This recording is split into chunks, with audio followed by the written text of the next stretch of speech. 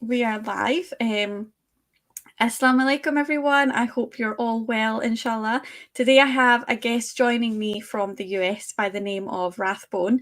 He is a very articulate and witty pro-Palestinian voice that gets the point across about the oppression that is occurring over there in a very impactful manner. How are you, Rathbone? It's so nice to have you on. Thank you. Thank you for inviting me on, and I'm happy to be here. I'm doing well. Good, good. I know I'm really excited to have you on. Like I said, my subscribers have been asking me to get you on the show for a while now. Oh, cool. Your content covers very serious topics, but you get Right. your point across in a very clever and entertaining way. Through your sense of humor and the presentation skills. And I must say, I really respect it. It's so refreshing to see it in a different way, I think, as well. But I'm sure there are many people that maybe don't know as much about you. Could you please give, a brief background on yourself and introduce yourself to the viewers? Absolutely. Yes, my name is Rathbone Dubuis. I'm a musician and a teacher here in New Orleans, Louisiana. Yes. And most recently, I've become a political satirist, if you will. So that's what I do now. Yeah, was that always the plan?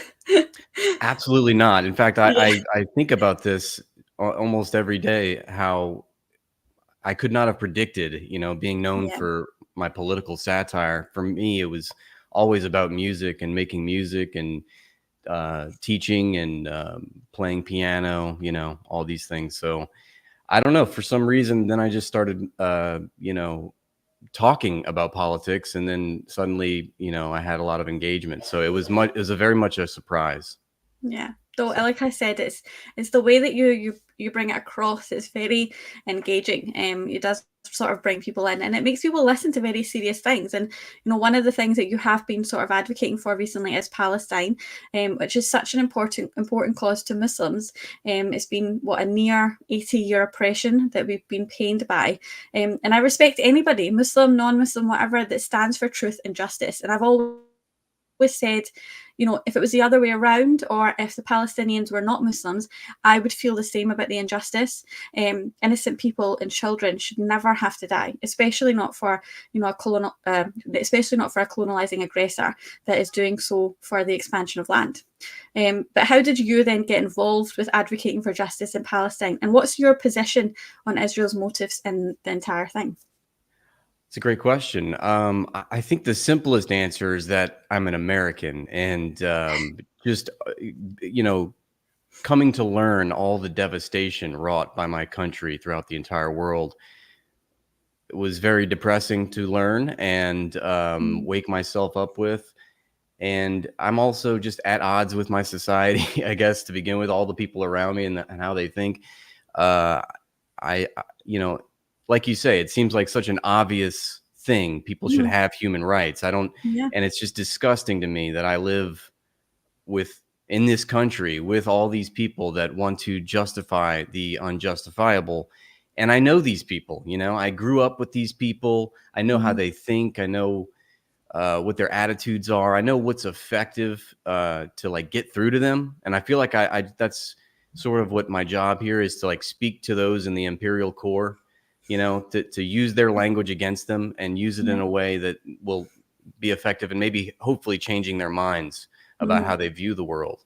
Mm. So I think that's about it in a nutshell. Yeah. But yeah, I think that imperialism, is I think people ask me, like, how did it come to be that I started advocating for Palestine? But I was sort of always against imperialism, and I Yeah. knew the basics of these geopolitical conflicts and how America was largely to fault. And this is all being done in my name and with my money, by the way. So I have every Yeah. right I to. know. I'm every bit as complicit and involved. Um, so when October 7th happened, I just immediately, I knew that I needed to go delve into all the details now. Like, I knew a little bit about the. And I knew that Israel Mm. was the aggressor. I knew Palestine was fighting for their human rights, and they were, Mhm. being subjugated and oppressed. But then I just started delving in the facts, and it becomes so crystal clear. It's like the more you learn, it's like you just I become know. so disgusted with Israel, and you think, and then to just, I don't know, I'm ranting at this point, but just to grow up in the United States, and you always hear that, oh, the Middle East is so complicated, it's so complex, it's just, and it's all Islamophobic, like it's couched in this racist sort of mentality in the West, and it just never made much sense. But then once you actually start to delve into the details, it becomes so apparent, and it's just like everything is Israel's fault, and everything is by extension the United States' fault. I mean, all this is going on because of that principal contradiction of imperialism versus anti-imperialism, and Mhm. so I guess that's where I'm coming from with it all. But Yeah. Yeah, I think the current Israeli government and the IDF, they've committed horrific war crimes. And I can understand as an American why that affects you a lot more because, a lot of your money has gone into funding them. I paid for And it. Yeah. and I can imagine, I mean, as a British person, the whole thing obviously started from because of Britain. So that Yeah. for me, Yeah. Yeah. and I'm a I'm not a nationalist, but I'm from Britain, and my Yeah. whole family are here, Mhm. and it pains me. So I can understand how it pains you, an American. But what they've done has been documented on camera, and it's been horrific. And God only knows, the bad stuff that is behind the scenes that we haven't seen. I Oh don't my even God. want to think about what's happening. Yeah. Um, but what I've heard a lot of is the anti-Semitism accusation thrown around whenever I speak about the oppression the Palestinians are going through.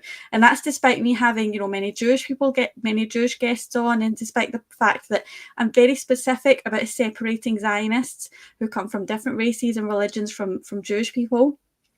What's your thoughts on being labelled anti-Semitic for calling out Israel's war crimes? Because I've heard that thrown at you quite a lot as well. Yeah. Uh, I welcome it because I think, you know, it sort of highlights the absurdity Mm, of the Israel propaganda, Israel's position, Israel's, rhetoric. I mean, when I make a video criticizing a nation state carrying out an ethnic cleansing campaign and you call me anti-Semitic, well, you're mhm, doing a pretty anti-Semitic thing. You're conflating Judaism, a religion, with a national territory carrying out an ethnic cleansing campaign. I mean, so the more that we can critically think about this, and that's what I try to, in all my videos, and I make it very clear: mm, Zionism is not Judaism, yeah. and most of the information that I'm getting, by the way, is from Jewish people Mhm, themselves, like mhm, Norman Finkelstein. And I mean, you don't need anything besides Israelis to incriminate themselves. You can just quote their officials. You know what I mean? yes. And it's just, but yeah, the whole anti-Semitic thing. It's become such a um, euphemism. I mean, it doesn't even have any real meaning anymore. It's like everything is anti-Semitic. Mhm. It's so. Uh, yeah, you just wear it like a badge of honor, I guess. If you're not getting called anti-Semitic by Israelis and Zionists right now, I mean, what are you doing? There's a Yeah. genocide going on. Yes. Yeah, very true. And I think a lot of it has to do with, mainstream media, people that are in the mainstream media that sort of can keep going on about that narrative. And obviously, there are many people that get fooled by it. You have, bad actors like Douglas Murray saying Muslims don't give other conflicts the attention they give Israel Palestine. Again, falsely putting it down to anti Semitism. And, firstly, for us, there's no other conflict that has been going on as long as this. And secondly, what people like him say, it's a bit of a cop out. Being against settler colonialism doesn't mean you have anything against Jewish people. It's just a way for them to sort of label you, like you said. And I mean, I've seen again yourself, you've had similar run ins with people like Ben Shapiro. He was so triggered by your TikTok videos speaking about the history of Israel's tyranny in Gaza, the West Bank, and the Golan Heights, as well as what happened in Egypt. And Ben, despite his appearance and voice, is a powerful Zionist.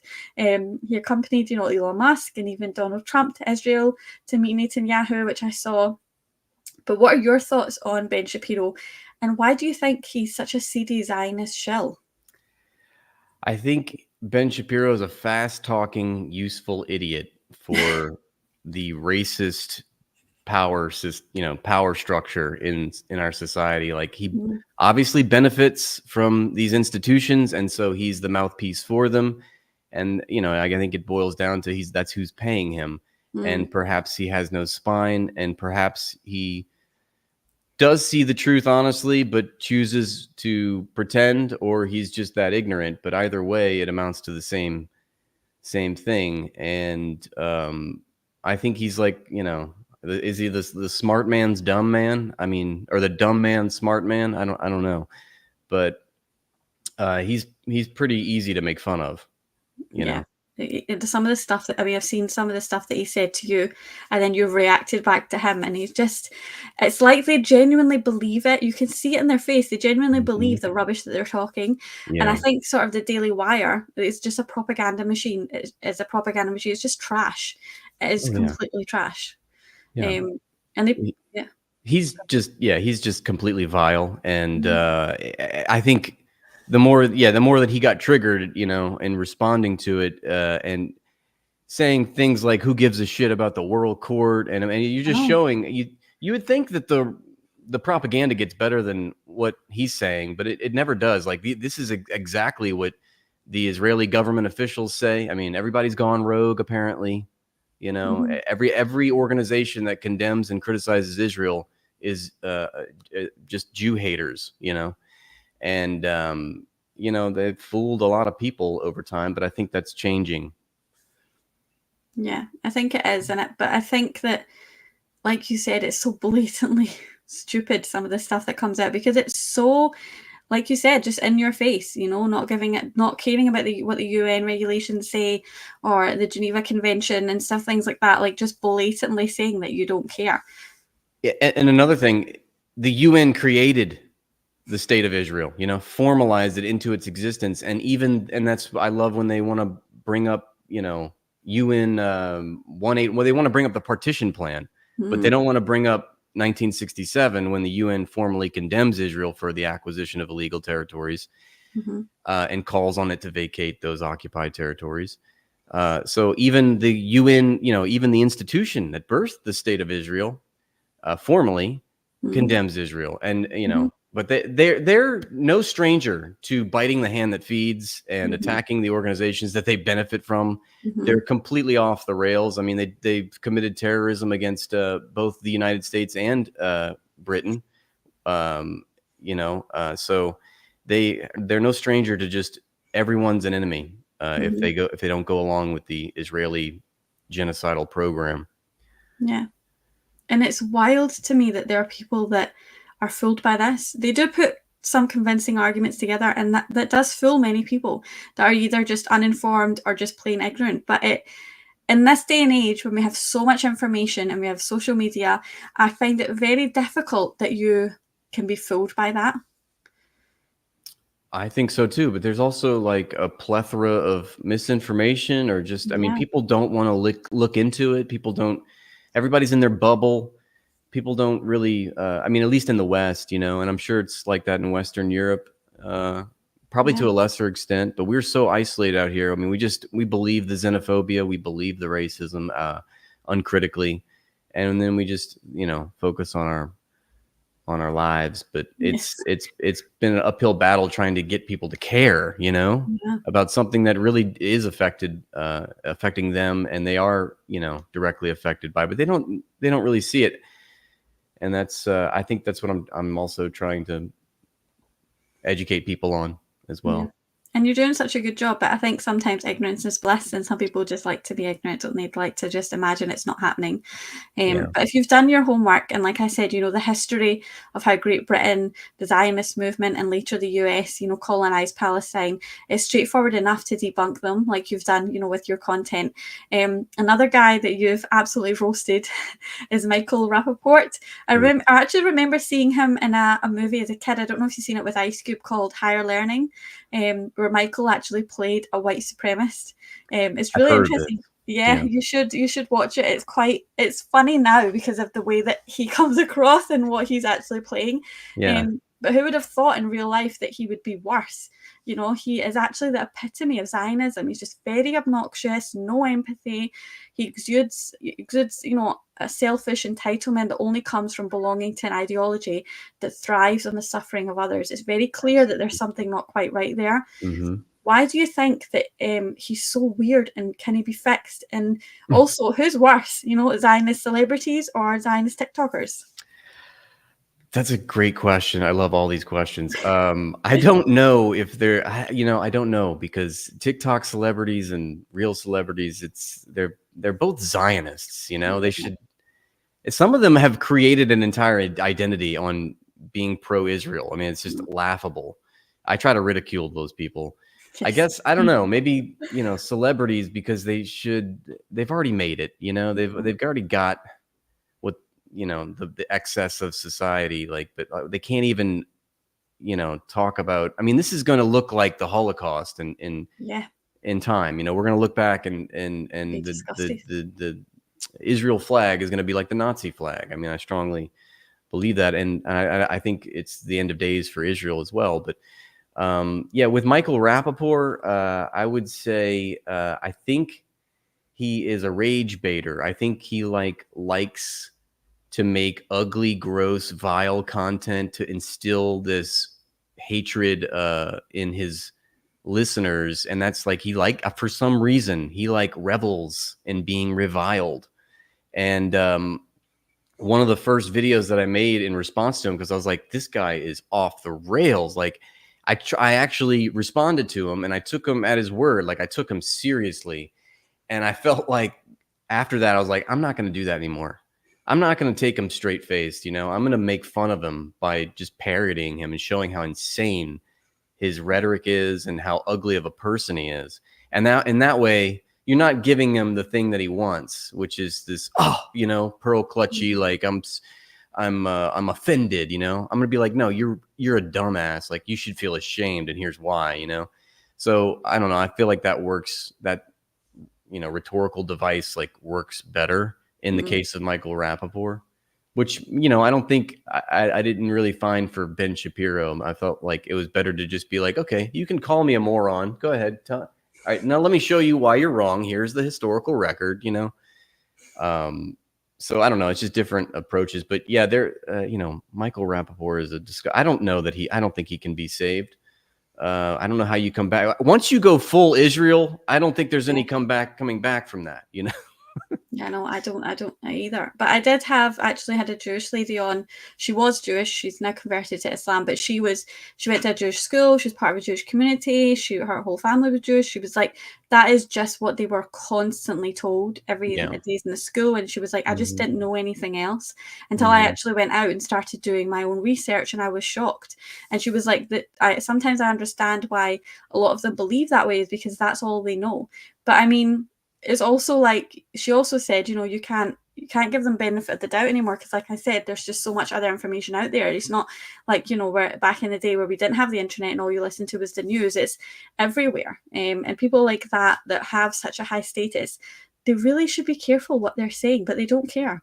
They really don't care at all. Yeah, and are you talking about people in Israel, like Israelis themselves, or Yeah. I know, I agree. I don't think there's any excuse at this point. And but you know, 90-something%. I mean, none of them are going to say, "Oh yeah, we think Israel should be dismantled and there should be one state with people, you know, all of equal rights, and the state is Palestine." Like, I don't think you're going to find that in Israel. Like, even the most liberal Zionists are still so far right wing, you know, because they're normalizing, you know, a settler colony built on racial ethnic cleansing. You know, it's just there's no justification. You can't walk that back. You know, you can't reform that. It needs to be abolished entirely. And so yeah, I don't know about, you know, that when you hear something like 99% of Israelis, you know, support their current government. I mean, I know that that's changing. I mean, for God forbid, you know, like in the midst of a genocide, they should have a change of heart. But yeah, I think that's a good point you're bringing up about the actual citizens of that state. Yeah. And I think it's also sad to see, I mean, like you said, in years to come, we'll probably look at this like the Holocaust. And it's, I remember doing World War II in school and being disgusted and thinking, oh, this, will never happen again because of what's happened. We've learned from our mistakes. And it's wild to see it happening again in real time. And, Absolutely. who knows, our children or our grandchildren will be learning about this in their schools, about what's happened. And it's really sad that we can't do anything to stop it. It is really difficult to go through sometimes. Absolutely. There was a tweet I read which echoed the same thing that you're telling me right now, which is, I never would have thought that, after learning about the Holocaust, like that would never happen again, like you're saying. Yeah. And then now to find out that, it could be live streamed to us in real time, and we'll still vote those criminals in, and we'll still apologize and normalize it, which is utterly disgusting. And, getting back to your point about how they're raised with, to be, just to think that Palestinians are evil, savage, terrorist, barbaric murderers and hell-bent on, destruction. I saw videos where, a settler was reading to his infant son about how Lebanon belongs to you. It's like, it's going to be yours one day. Look, it's a little children's book about how, they're going to ethnically cleanse Lebanon. I mean, these people are crazy, Yeah. It is. There is definitely something wrong, and all I have to say, is anyone that condones ethnic cleansing or genocide of innocent people and little children, they're monsters. It's genuinely, I believe it. They're either monsters or it's the work of the devil. And if you're an entertainer or an influencer doing so, you either have a complete lack of morals and ethics, or you're a spineless sellout on the Israeli payroll, and it's just about money for you. Right. But speaking of the Israeli payroll, and speaking of elections, in a few days, the the American election will take place. And by this time next week, we'll know who the next president of the United States will be, which is quite scary, I think. I don't know how you feel about it being in America.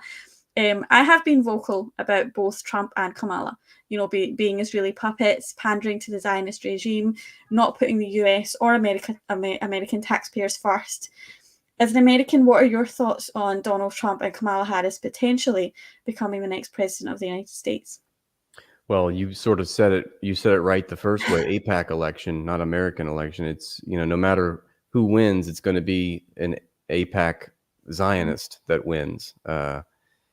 So to me, I, as a communist, I recognize that we are living in a class-based society, and we live in a corporate duopoly in America. There's no real democracy. There's no representation of the public. In fact, the public attitudes are not reflected and are, more often antagonistic towards the public with, regarding the policy decisions made by our government. And that's because both parties are owned by the same people and the same special interest lobby groups. So despite the rhetoric of the Democratic Party and despite the rhetoric of the Republican Party, materially what carries out are the same policy decisions. So I am disheartened that a genocide is not a red line, that you will still find liberals defending the indefensible because, for instance, Kamala Harris is saying that she's going to offer up to $25,000 down payment assistance to first-time home buyers, or she's going to be nicer to the trans community. And then these vote blue liberals want to tell me that I'm privileged because I'm not voting for either candidate, but they don't recognize the privilege that they are engendering when they go to the ballot box, and they don't have to factor in a literal genocide happening because of their money and in their name. There's no solidarity in the working class. I feel like we've failed the entire world, and we have. And I'm not going to be a voice for the two-party system. I don't believe in it. I think the whole thing needs to be dismantled. It does not work. And we're seeing that play out. And, I never thought that, people would be defending the candidate who is committing an ongoing genocide. Mhm. And I have a lot of thoughts on this. Yeah, I I try to can I try to imagine. get this out to people. Um, Yeah, no, I can imagine because, like I said, I'm not an American, and it infuriates me every 4 years when I see the candidates that come up from either parties. I'm like, oh, this is just rubbish. Like I mhm, was like, this is like either way, it's just not good. And this has been for years and years now. mhm. It's offense and defense for the same team. Once I learned about the ratchet effect, I mean, what we're seeing with the red team and the blue team is a Mhm, political theater spectacle. And it looks as though democracy is being strived for. This is the manufacturing of consent we're witnessing, mhm, because in liberal democracies like the United States, we have to it has to appear like democracy is happening. Okay, mhm, it becomes important for those in power to control what we think, because it's not like we're under military occupation. Okay, mhm, we do have certain civil liberties, and so it becomes important for those in power to control what we think. And so I think we're indoctrinated to believe that going to the ballot box once every 4 years and picking a candidate that's already been vetted mhm, by the business, the big business class, that's going to represent them, that's not a meaningful form of democracy. So, and I don't even think that voting in a corporate duopoly is meaningful, to say the least. I think it's something of a 10th order of importance.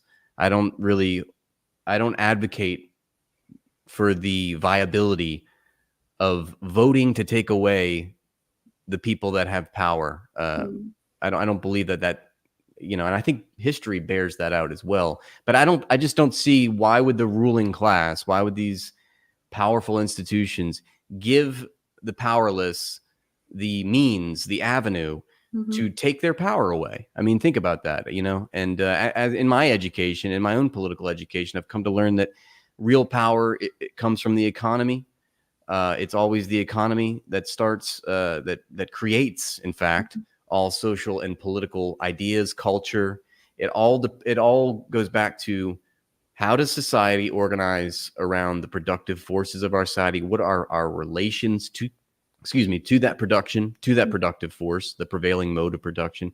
And that's going to say everything about what our politics, what our government looks like. mhm, Okay. And so what do we have in the United States, and by extension, the entire world? We have a fascist economy. mhm, The economy is not democratic. So mhm, it bears, it's no surprise mhm, that our government is not democratic. So mhm, I think we as a working class in the United States, we need to organize against the political economy of capitalism. We need to have our institutions to rival mhm, these exploitative institutions, and so we can become powerful. And once we exact control over the economy, I think our politics will change. That's my mhm. thesis, at least. And do you have do you think that that is something that could happen in the future?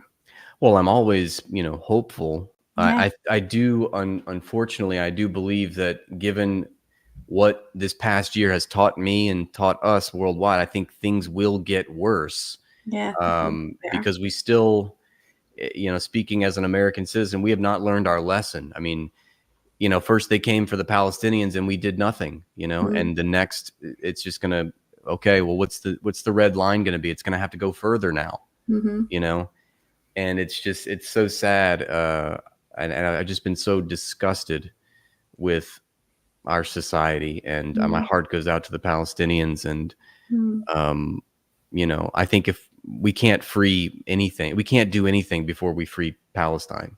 It yeah, all That's the principal contradiction in the world. That's the front line right there between imperialism and anti-imperialism. And think about it: if we freed Palestine, that would potentially have a domino effect, right? It it mhm, it it, it shows that imperialism can be taken down. It's gonna mhm, And so that's why they're so hell bent. They can't let you have Palestine. They can't let us have Palestine. They don't, you know, it's because that's going to teach us. That's going to teach yeah, other societies that, um, you know, imperialism can be destroyed. But I do think that that's the principal contradiction happening here, and that's why I think it deserves all of our attention. I mean, mhm. of course. I mean, we look at it. We get, every day I wake up and I find, oh, another airstrike by Israel kills 93 people and a refugee camp, in a hospital, in a school. It's ongoing. And then to hear Kamala Harris talk about how I will always support Israel, and it's just absolutely disgusting. And I know she's bought, and I know she has handlers, and I know that and that's the point. It's like, it doesn't matter, even if her own personal attitude is, I want to free Palestine. She can't do it. She'll be killed. I mean, she'll be, something will happen to her. She'll be taken out somehow. I mean, that's how crazy these psychopaths are. And that's how, the vice-like grip that they have over the government.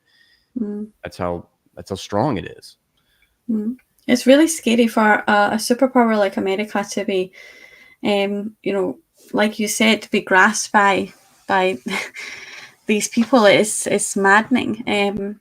But to be honest, when I think about them both, even if they don't have, a hand, they do still have a voice. And I personally, I think they're both clowns. I think Kamala, she not only laughs like the hyenas from The Lion King, but she, as a sitting vice president, is also complicit in genocide, Absolutely. Joe Biden's funding and arming of Israel. Absolutely. It's disgusting, some of the things that she's come out with over the past year, or a couple of years at least. And Trump is just talking all sorts of genocidal mumbo jumbo. I mean, by telling Israel to finish the job in Palestine, as well as instigating an escalation with Iran that could potentially pull the US military into doing Israel's dirty work. I mean, that seems to be the next step now, is Iran, I think, which is worrying because it's just going to escalate things further, I think. Yeah, absolutely. Yeah, but when Trump was president, he said the same things that Kamala is saying now. I mean, they all read from the same script. I've got videos of Trump speaking to the, AIPAC, or to making a press conference talking about how we need to look for the viability of a two-state solution. I mean, they all adopt this path to peace, two-state solution rhetoric. Meanwhile, they ratchet up the savagery, and it's always the same show materially, and I think, no matter what, I mean, it's just it's a bad thing. And I don't want to bargain from this position of weakness as voters. Like, oh, well, we just got to be satisfied with dog shit. We got to be, I still hear the same rhetoric, and I bought it 4 years ago when Biden was, because I really did. I believed I wanted to get rid of Trump. Okay. I was a liberal and I voted for Biden because I was just like so adamantly against Trump. I thought that was the most important thing at that moment. And I was even saying at that time, I said, we got to get Biden in because we'll be able to push him further left. People like Bernie Sanders will have more of a voice in a Biden administration than in a Trump administration. And look at what's happened over the past 4 years. I mean, Biden is the only president to ever be sued for a genocide. I mean, it's just appalling. And to hell with it all. You know what I mean? I'm done. I'm done. And the reason I bring that up is because people are still saying that about Kamala. They're saying we got to get her in because we'll be able to push her left as opposed to Trump. And it's like, where has that ever gotten us before? Yeah. And this is the ratchet effect. Okay. This is you're lending credibility to this system by apologizing for it, by normalizing, by placating, by saying, well, we can push, there's still something we can, no, there's nothing we can do. The answer is already very clear. And how are we going to organize against Donald Trump with, MAGA blue? How do we organize? It's like we're talking about outright fascism, right? Okay. Well, then it needs the answer to outright fascism requires a powerful antidote, and it's not the Democratic Party. Okay. It's not this weak, ineffectual, liberal, incrementalist, position where we're gonna, bargain for breadcrumbs or something. It never works. So I think if you're gonna rival someone who you claim is so powerful and evil, you got to have an equally powerful party or organization to rival that, and it's not the Democratic Party, and we don't have it. No. Well, someone I have endorsed is Jill Stein as a candidate. I think her stance, on stopping the violence in Palestine is the most balanced view of everyone running. And I've noticed that you've done the same. And I want to ask, why are you backing Jill Stein? And how likely, after all this conversation we've just had, is she to win? I think I'm backing Jill Stein because of the three candidates, she's the only one speaking the truth. Yeah. Okay. And as I said, whether it's a Democratic president or a Republican president, we both lose. And AIPAC wins and Israel wins. And, I'm principled. I'm not going to cast my vote for a genocidal Zionist. Okay. I just can't do it. And like I said, I don't even think that voting is really that important in a corporate duopoly. I think a strike is more important, a union action is more important than voting, because we need to demonstrate material power over the economy. Okay. But I want to, I can't vote for the Democrats. I can't vote for the Republicans in good conscience. It doesn't, and I don't believe this shame. I don't sign on with this shaming, people for not voting Kamala because there's some bigger evil, like the myth of the, lesser of two evils, which I think, and I know I'm rambling at this point, I'll get back to it, but I think the lesser of two evils is the greater evil, because the Democratic Party is a wolf in sheep's clothing. It's insidious the way that it is deceptive and manipulative and gaslighting us into believing that we should vote for them and keep them in power. Meanwhile, things get worse. And with the Republicans, the only thing you can say about the Republicans is that they're outright fascists, and they don't straightforward. Yeah, it's like we know who they are. Yes. But the Democrats have so many people fooled, and they're so this thing can keep going, and that's more evil, because we need to uproot Zionism. So that's definitely. I've heard someone say that with Trump, even though he says all this stuff, you never actually know what he's going to do when he comes into power. Yeah. Whereas Kamala, you can only think that it's only going to get worse. It's not going to get better, because she doesn't actually put out anything that she's going to do. And you think, well, it's just going to get worse. And I actually think that maybe a lot of people in America just won't vote. A lot of people that are pro-Palestinian might just not vote at all. And like you said, it might not even make a difference if they do vote. Right. And, we need drastic action. It's not going to come from voting. I'm sorry, folks. I mean, it really does not matter. Yeah. It's a nice dream. Yeah, and I guess we'll see how things unfold next week. I'll definitely be keeping an eye on it. But as always, I don't think the best person suited for the job will win, and I think that is Jill Stein. But I really hope she does. Who knows? Who knows? We could have something magical happen, and that would be amazing. But we need to actually put our energy behind something that can actually change things. And it'd be like, liberals say, well, the Green Party can't win. They can't even they're just trying to get 5% of the vote. Well, imagine if the Nazis thought that in 1931 or whenever, like the elections leading up to before they took power, they're like, they got like 2% of the vote or something. But like, fascists don't stop. You know what I mean? The next year they got more, and then they got more. And it's like, the determination is crazy. This sort of like, oh, well, we can't do anything about it. Well, okay, well, I'm just going to normalize the current status quo, which is responsible for a genocide. Yeah. And pat myself on the back. I did some great work. Yeah. It's disgusting. Yeah. Like I said, I feel for you as you are an American, and I'm sorry, but I'm glad I'm not in your shoes, because it is worrying. But to be honest, we are no better. Everybody that we've had come into power here as a prime minister has just been laughable as well, and they're just as complicit in this genocide. So I definitely can can understand your worries on that. Sure. I sort of want to move on to censorship now, because you've been, unfortunately, you've been banned on all the major Zio platforms, which is surprising to me. Facebook, Instagram, YouTube.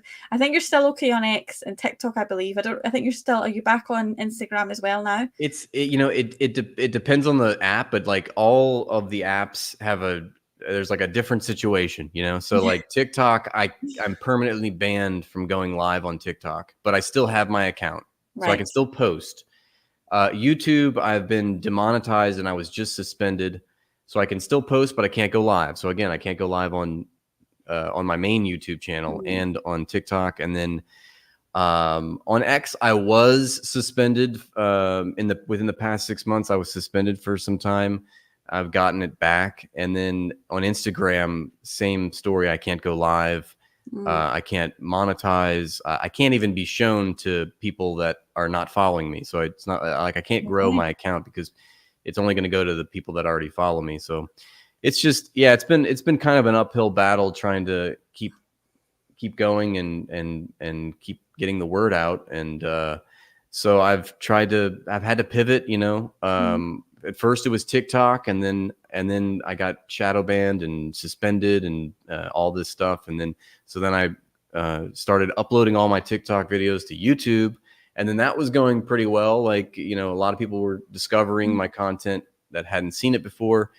And then I get suspended for that. And it's always because I'm talking about one of the H groups. Okay. It's just like they cannot bear any mention of the three Hamasketeers.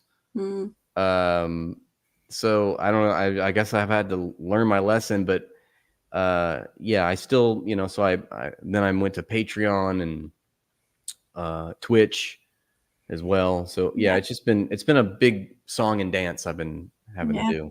I know. I can imagine it's really annoying. I mean, I can also imagine that before you started talking about Israel-Palestine, that this wasn't the case for you. Do you think that is why all the major social media platforms are banning you and censoring your content?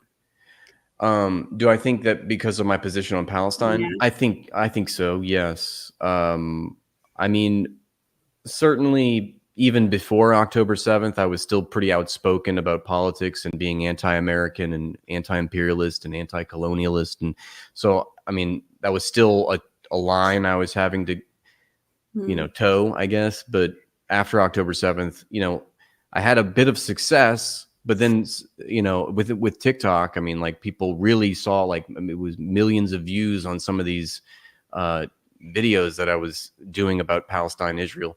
And then after a few months, the engagement tanked. And I think it's because they caught on to, what you were doing. Yeah. And the algorithm maybe have changed. And yeah. Yeah, they caught on. They finally hit their radar. Yeah, Right. where can people find you if people do want to, see a lot of your content? Where is the best place that you would recommend that they go? Well, I'm sensitive to the fact that people have their app that they like, so I'm on all the apps, and I'm trying to still grow, even the ones that I'm, shadow banned or demonetized on. But, so, I'm still releasing things on YouTube. I'm still streaming on Twitch, X, and on my backup YouTube channel. I can't believe I just called it X. It's Twitter, by the way. I know. Yeah. I do that too. Yeah. I'm still streaming on Twitter, Twitch, and YouTube on my backup channel. And then, still making TikToks here and there and on Instagram. So I'm still on the apps. You can find me usually it's just at Rathbone or at Rathbone Makes Music. But, and then I also have a Patreon if people, since I am been getting demonetized and I have to pay my bills, I started a Patreon where you can sign up for just $3 a month. And I send, all my, it's like first look at all the stuff I've been working on, all the content. I give you access to all my live streams, and then you can, there's also like little threads where we can actually have a conversation, ask me anything and all this stuff. So I'm, trying to get that going, and people are very supportive, and I really, I stream every day, and people are very encouraging. It's just these apps, they're just, they're censoring me, and but it's like it's nice that still the community will find me, you know, somehow. If something happens, they'll have my back, and that's really nice. So yeah. No, definitely. I mean, I'm sort of waiting for my time. I think a lot of the time I sort of put things out in a roundabout way. I still try and get my point across, but I'm very careful about how I do it in my videos. Because it's very hard. It's very hard to get your point across. And to shout about this, because and the thing is, you want to make sure that you still have a voice. You don't want the voice to go, but you also want to do justice to the people that deserve it. So it is hard right now to definitely do it. But personally, I enjoy your content, and I think you're doing great work. And I will put the links to everywhere that people can find you in the description, so that they can go and join and have a look at your stuff. And to be honest, you could take the easy way out. You know, you could parrot as really propaganda or just stay quiet, but you choose to speak the truth, and you give oppressed people a voice. And like I said, I respect that immensely, and that is just makes you a great human being. Well, I thank you so much for those kind words. I appreciate it, and thank you for having me on your show. I'm happy to learn about you, and I'm following you all over now, so I'll be tuned in. Do you know what? I put up a post about our live on X, and it got banned. What? I know. I was like, what? But maybe it's because of what I said in the post. I don't know. But yeah, I did get banned, and I was like, oh, damn it. But it's fine. I wasn't surprised. But yeah, can you see? Did you say something about Israel or Zionism? Yeah, I did use. So, you see. Yeah, same. I'm still not fully there. I don't understand. I still don't know all the words, yes or no. But we'll get there. Yeah. Ridiculous. Well, I'm sorry to hear that. I didn't know that you had I didn't know you were on Twitter as well. I'll have to find you on there. No, please. That would be good. But I want to finish off with Piers Morgan rapid fire question round.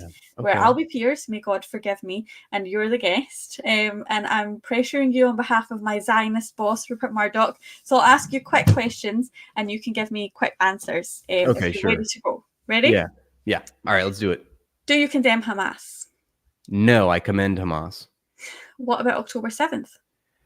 Piers, what about the Warsaw Ghetto Uprising? What about the slave revolt in Auschwitz? Okay, do you condemn the Jews in Auschwitz for revolting against their Nazi masters? Do you condemn slave rebellions?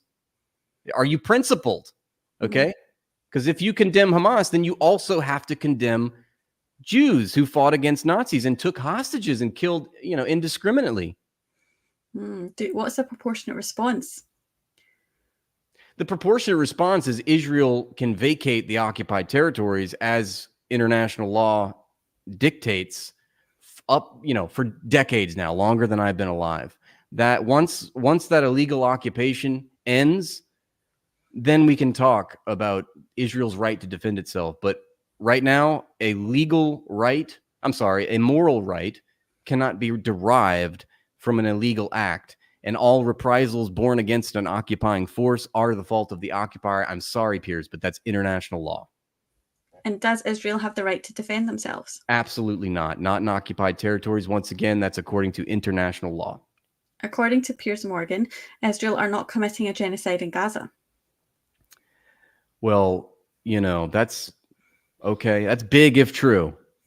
But according to all the international institutions that have weighed in on the matter, that are authorities on this matter, they conclude, even the highest court on earth, the International Court of Justice, has deemed the plausibility of a genocide happening in the Gaza Strip, okay? Something like 90% or 80%, I forget, of all buildings in the Gaza Strip have been destroyed, okay? The entire 2.3 million people are under a man-made famine and an illegal blockade, and this has been going on for decades before October 7th. So I ask you, Piers, if it's not a genocide, then what is it? Mass murder and man-made famine? And according to Piers, the Lebanon page attacker was military genius. Well, you sound like a terrorist, Piers. I mean, you condone, indiscriminate killing. That's nice of you. How spineless of you. And are Iran the bad guys? No, they're not the bad guys. The bad guys are Israel. People, institutions, organizations, countries that are impeding the ability for Israel to commit a genocide, believe it or not, in this principal contradiction, they are the good guys. Thank you very much, Rathbone. I couldn't even, first of all, that Piers Morgan feeling, I had to shake it off. And then also, I couldn't even think about what to respond, so I just kept asking questions. Yeah. And I was like, these are great responses. Well, I tried to picture, like, okay, if Piers was actually asking me this, I would throw it right back in his face, you know? Yeah, and I think Piers needs to get you on his show, and he should have you on with Ben Shapiro, with and Michael Rappaport, and I would definitely tune in for that. And I would, so I am advocating for that, to get you on his show, because you would be really good on there. Let's make it happen. I'm all for it. Yes. Thank you so much, Rathbone, for joining me today, for taking your time out to speak to me, and for all the work that you do. Honestly, people like yourself restore my faith in humanity, and I really appreciate everything that you are doing for the Palestinian people and for Muslims, and I really do appreciate that. And yes, I wish you all the best, and like I said, I will let people know where to find you, and thanks again for joining me tonight. Thanks for having me. It was a pleasure. Thank you. And to the viewers, Assalamu alaikum warahmatullahi wabarakatuh. Bye.